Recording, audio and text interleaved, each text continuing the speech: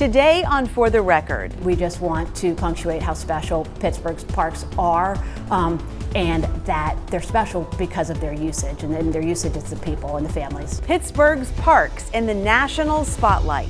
What Pittsburgh has at its benefit is the championship of all its residents. The residents have really chosen to invest in parks. I find out what's making our parks stand out. We want children all over Pittsburgh to have that sense of belonging, of ownership. And how we can climb even higher in the national rankings. For the Record starts now.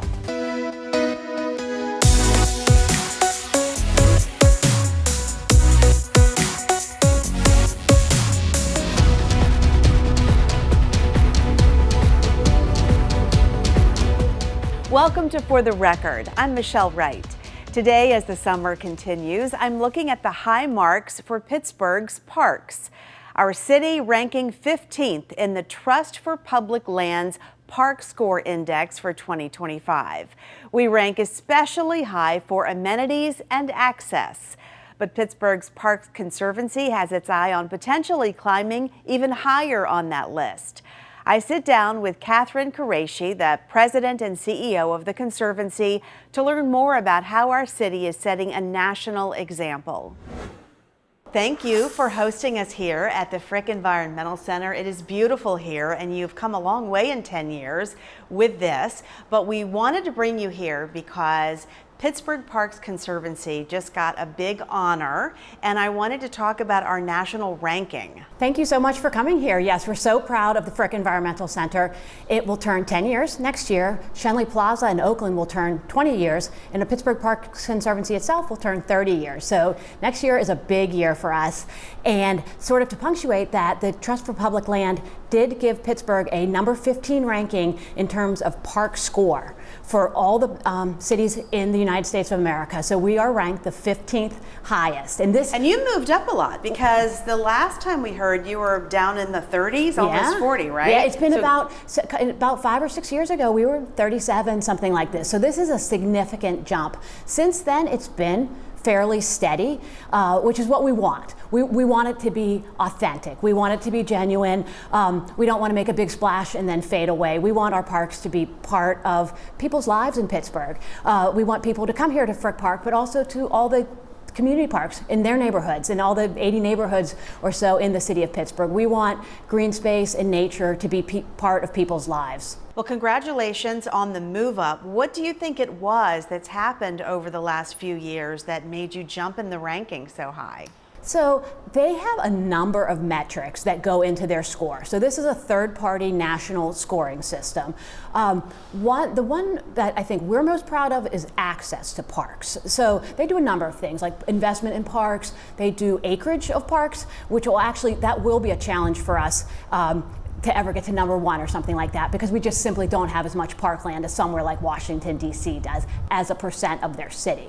But for us, and for Pittsburgh Parks Conservancy in particular, and I think our wonderful partners in the city of Pittsburgh government, it's that access to parks. So you can have the greatest parks in the world, but if people can't get to them, it doesn't matter. So we really want people to feel at home in the parks. When you think about the big regional parks like Frick Park and Schenley Park, Highland Park, and Riverview Park across the city, these are parks that everybody's welcome at. You see people not only from the city of Pittsburgh, but really from the region. People come from all over. I think we did a study in one of our regional parks, and 35% of the people were not from the city of Pittsburgh. They were coming in from the region, Allegheny County, but because they chose to be here. So that access, that feeling of belonging, of being wanted, is so important to us, not only in those bigger parks and those community parks, but honestly, especially in those neighborhood parks, those little pocket parks, those little special places. Again, you think about Frick Park, beautiful Frick Park, 660 acres, but then there's Ormsby Park on the south side. That's where I raised my children. South side, of course, is very industrial, right? You think about our industrial history, and there's this beautiful little park there that my children grew up thinking of as their own. They love it. They love Frick Park, of course, but that's their own park, and we want children all over Pittsburgh to have that sense of belonging, of ownership. There's a lot of children running around the park here today, so it's so good to see. It sounds like from talking to you, you are not satisfied with being ranked 15th though. You guys want to do more to move up? We do want to move up, and honestly, not for the sake of moving up, but for the importance of parks in people's lives. I think that people can actually help us move up or help make parks more important in the city of Pittsburgh by the mere act of being present in them. So if you're thinking about, well, like, what should we do tonight after dinner? You know, there's many options. You can watch TV, you can go to the movies, you can do many things, you can go to the park. And for us, it's when people are in the parks, in their neighborhood parks, in the community parks, in the regional parks, and they're enjoying them. And sure, they're criticizing them too. Like, well, what about this? Like, it shouldn't, this isn't a victory lap. This isn't like, okay, we're done, great, we're at 15, or like, we're gonna strive to be something even better. It really is about how can community members and visitors love these parks, enjoy these parks, inform us, and help inform the government. Like, what do you want in your park? Then what have you heard about? What could you do?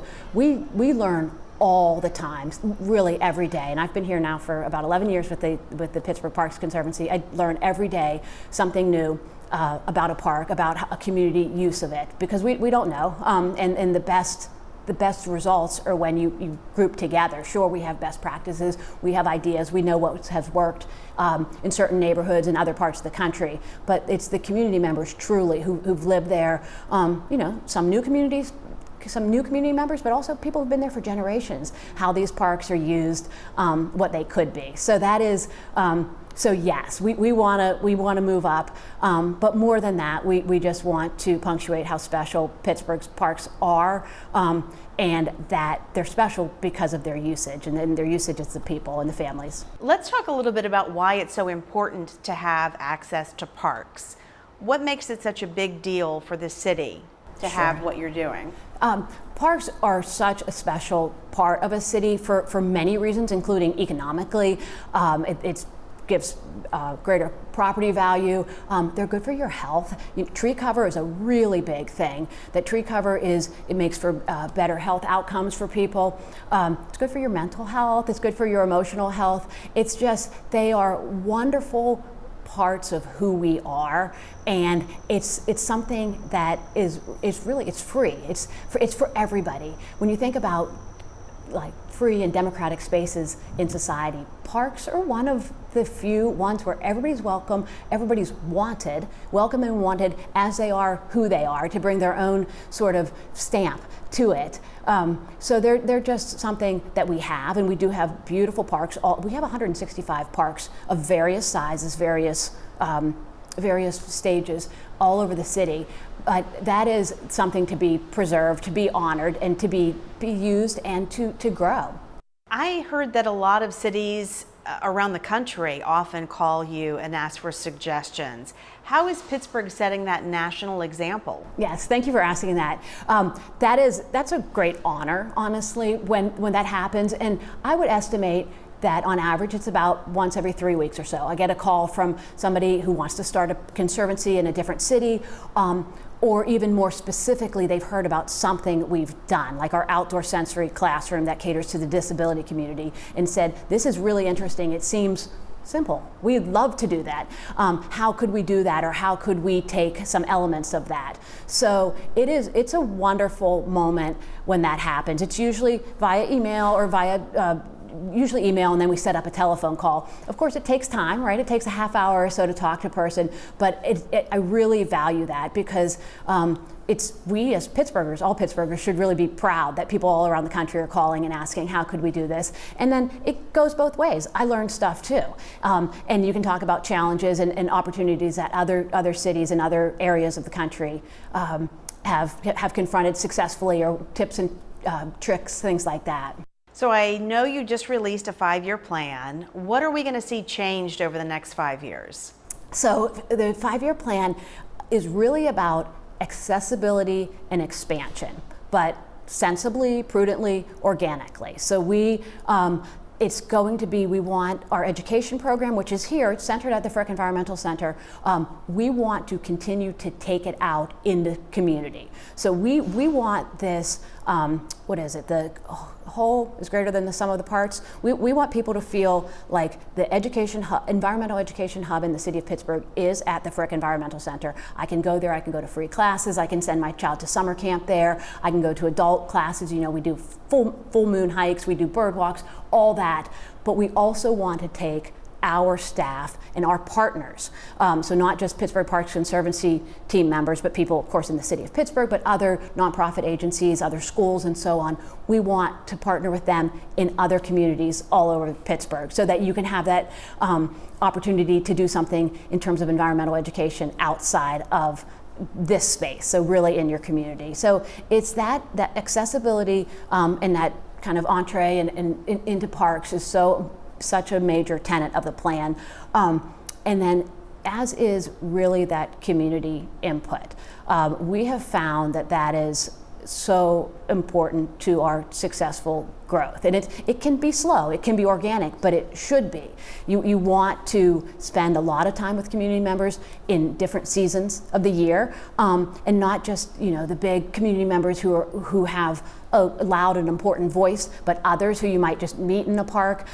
Really learn from people who know their parks, who know the people who use them, who know, you know, the neighborhood schools around there, who know the history of it. So that is another big component, is to really learn from the community. So that accessibility, that expansion, and done in an organic, authentic community manner.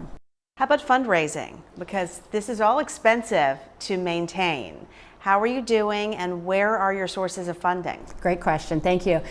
So in our almost 30 years of existence, we've raised about $150 million, I think a little north of that now, all of which has gone right back into the parks. So we really are a true non-for-profit. We raise the money, we put the money into the parks and into the various projects, programs, education, and so on.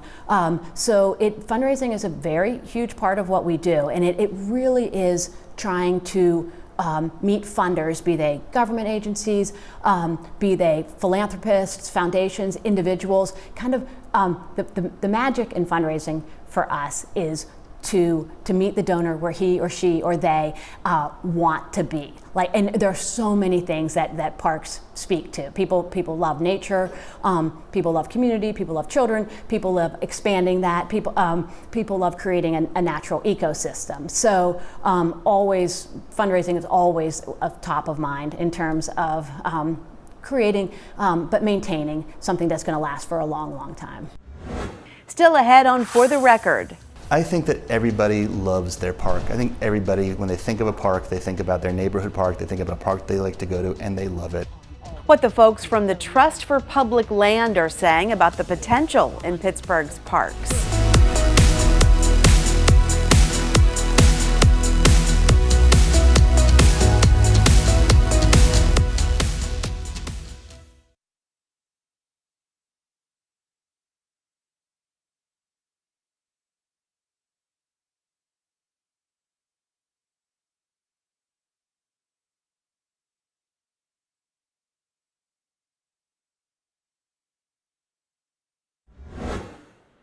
Welcome back to For the Record, as I continue to look at the high rankings for Pittsburgh's parks. Owen Franklin from Trust for Public Land traveled across the state from Philadelphia to talk with me about what Pittsburgh needs to do to climb even higher. Well, thanks for coming into Pittsburgh to talk more about this. We are so proud that our ranking for Pittsburgh parks has moved up. Yeah. Tell me about that. How do you look nationally and then compare different cities and how they're doing? Park Score is an annual assessment that TPL produces, and it's really the gold standard that showcases the way in which park systems across the country are using what they have to do all the things that parks are capable of doing. We assess parks of the 100 largest systems on 5 different criteria. We look at the investment going into parks. We look at the access that people have to parks. We look at the acreage that parks make up within a city. We look to the amenities that people can enjoy when they're at parks. And then we look to equity, like to what extent are people of different socioeconomic backgrounds enjoying the same benefits. And we're doing better than ever. We're now ranked number 15. And I should add, we're doing better than Philadelphia. So we're very proud of that, even though I know you live in Philly. I do live in Philadelphia, yes. We like to rub that in any chance we get. But tell me, do you think we can move up even more, or what needs to be done for us to continue to move up? What Pittsburgh has at its benefit is the championship of all of its residents. The residents have really chosen to invest in parks. And continuing that investment, continuing to use the parks tax, continuing to show that the dollars that go into parks are priority dollars. So continuing to add to the investment of parks is one critical way that parks within the Park Score rankings can increase for Pittsburgh. I do believe that Pittsburgh has an opportunity to showcase to the country, to the world, that it is a leader in using parks as a tool for advancing so many critical priorities. Pittsburgh could be in the top 10, and that's a way to really demonstrate that we understand what we have in these assets, and we're going to double down on them, triple down on them, so that they can do all for our residents that they can. Tell me why parks are so important. People think of parks sometimes as a nice to have. They're so much more than that. When you're in a park, you are realizing so many different benefits at once. You are getting cooler air. You are enjoying opportunity for some physical well-being. You're getting some relief from mental stress. You are enjoying the opportunity to support the climate. But what you're doing also is you're inhabiting the same space as other people. Parks are where people connect to each other. It's where we meet each other. And it's where we understand that we have more in common than we might otherwise assume. Parks are a real unifier of people. We've done research just this past year that shows that people meet people unlike them in parks that they wouldn't otherwise meet. Given where we are in the country and how we talk about how we're more divided than ever, maybe we just don't know each other that well. And parks are where we meet each other.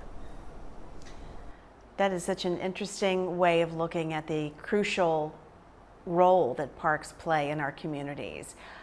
Another reason is businesses, when they're coming to look to see if they want to locate here, or if we're showing off clients to show how great Pittsburgh is, parks would play a big role in maybe determining a new business that might move in. Huge. The value of a business, the value of a residence, the value of your quality of life is always supported by the kinds of spaces that we see in Pittsburgh.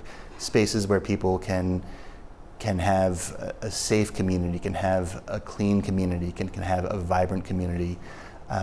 A dollar invested in a park is a dollar that goes towards economic development, towards physical well-being, towards climate resiliency, towards social cohesion, towards safety. It's a very efficient use of a dollar. Speaking of dollars, is it going to be more difficult now to try to raise those dollars to keep improving and even maintaining our parks? The changing landscape at the federal level is something that we all need to attend to, and the opportunity for federal dollars to be used for local purposes is something that we continue to need to educate ourselves about. What we have in Pittsburgh is unique. We have a marked demonstration of the local priority for parks from residents, from elected leaders, and there's a strong philanthropic community here in Pittsburgh, unlike what we see in most cities across the country. There is the collective firepower here to move Pittsburgh into the top 10 Park Score cities and to really show the world what you value here and what you have here. Why do you take the time to do those rankings? We have a point of view. We believe that parks perform best when they are invested in, when they have equal access for all people, when they have strong amenities, when they are a healthy portion of city land. We believe that when you have these qualities, you have a real asset for community well-being. We are here for community well-being, and we want to show people the tools that they have and how they can improve those tools to make that work more effective. We've moved up quickly on your list, very fast. We were almost 40, and now we're number 15. What have we done in a short amount of time to move up so high on the ranking? Pittsburgh is a fast mover in Park Score, faster than most cities. We love to hear that, of course. And I've been watching Pittsburgh, and I've been watching it move up in the rankings, and I always get excited every year when I see Pittsburgh moving. A few things that Pittsburgh's done, the parks tax and the investment coming from those dollars has provided tremendous firepower for Pittsburgh moving up in the rankings. And we're going to see that continue if those dollars are continuing to be put for those purposes. One thing that Pittsburgh's done that's very hard to do is expand its acreage. It is hard to create new park space. The creation of Hayes Woods and the inclusion of the greenways in the park system are two things that have added space to the park system that now can be managed, can be prioritized, can be enjoyed the same way that other assets within the system. Do you think enough of our residents know what they can enjoy about the parks? I think that everybody loves their park. I think everybody, when they think of a park, they think about their neighborhood park, they think about a park they like to go to, and they love it. I think people know that they love their parks. I don't know that everybody always connects what that park is doing every day, day in, day out, on multiple fronts. That park is an engine for economic development. That park is an engine for climate resiliency. That park is an engine for health. We don't always connect to that because it's not our job. Our job is to enjoy the park and to connect to the people we care about.